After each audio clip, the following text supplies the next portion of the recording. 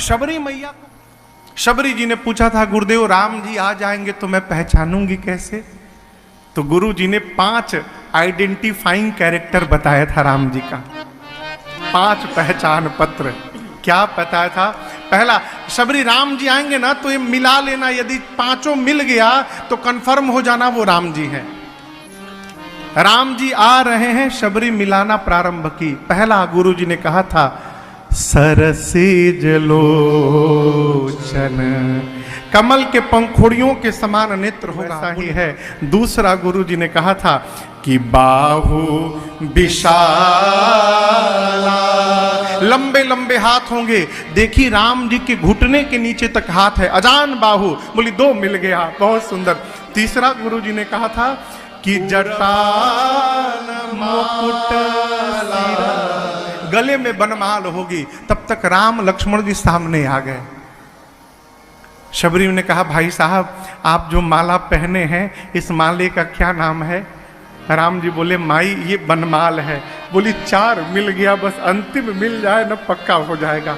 राम जी बोले, क्या मिला रही हो? अभी नहीं बोलेंगे, आप चुप रहिए। अभी गुरु जी ने 5वां क्या बताया था हमको? गुरु जी कहे थे अकेले नहीं आएंगे। फिर अरे श्याम गौर सुंदर 2 भाई, सांवले होंगे, गोरे होंगे, सुंदर होंगे, दोनों भाई होंगे। शबरी देखी, सांवले गोरे तो हैं, सुंदर भी हैं, भाई हैं कि नहीं ये पता नहीं है। शबरी मैया ने राम जी से कहा, भाई साहब ये गोरे वाले आपके क्या लगते हैं? राम जी बोले, माई ये हमारे छोट भाई हैं, हम रघुराई हैं। सुनते शबरी पड़ी चरण लाई, ऐ अधीर होकर मेरी मां शबरी भगवान के श्री चरणों में लिपट गई। लिपट अझुरा गई हो, अझुरा गई, चरण लपट आई, चरणों में गिरी नहीं, चरणों में लिपट गई शबरी मैया है। बारंबार उठती है, भगवान के चरणों को प्रणाम करती है। गुरु जी ने कहा था राम जी आएंगे तो बिठा करके पांव पखारना।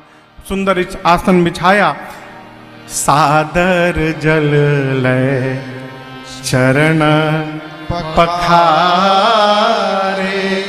पुनि सुन आसन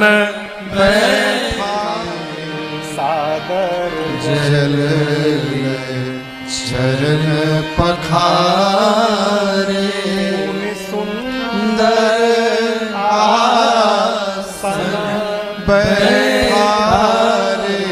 ये तो बात है।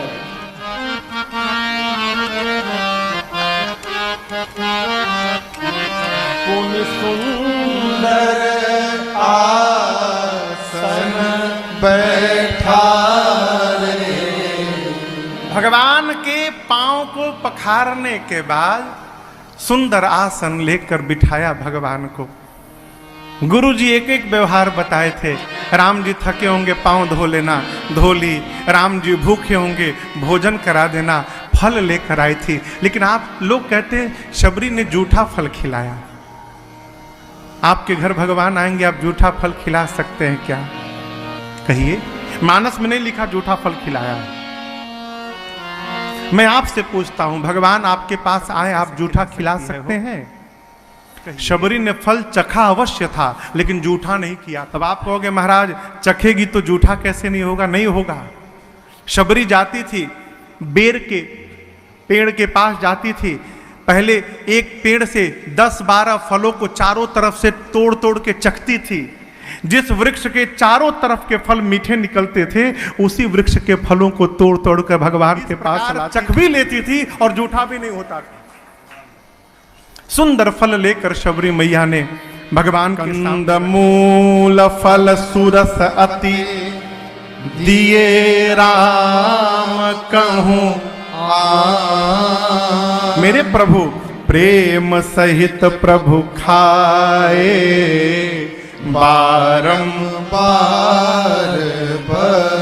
बारंबार बखान करके भगवान भोजन करते हैं, फलों को पाते हैं।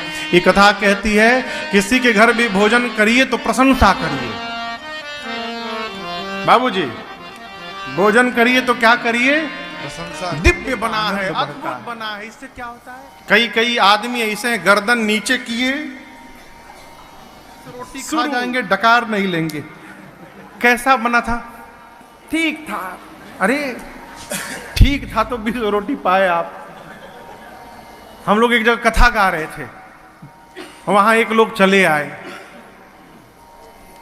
सुबह जलपान में इडली, डोसा, आलू का पराठा बना था, ब्रेकफास्ट में। वो आ गए कथा में, पूछा गया भैया आप जलपान करेंगे? बोला हाँ करूंगा ना। 12 पराठा, 18 डोसा और 16-17 इडली वो जलपान किए। घर वाले दौड़ कर ऊपर आए मेरे पास, पूछे महाराज ये भोजन भी करेंगे क्या दोपहर में? सारा एस्टिमेट बिगड़ गया। उसके बाद कैसे तरफ और अच्छा मिलता है।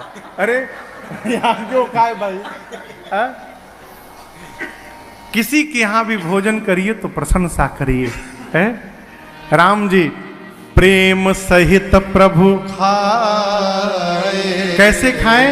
बारंबार बारंबार प्रशंसा करके भगवान फल पाए।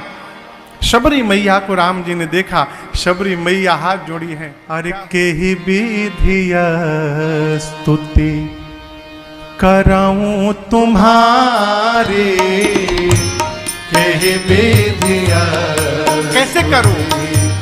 करहूं तुम्हारे। अधम जाति मैं जड़मति भाजा मैं जड़मति भारे। अधम ते अधम, अधम अति ना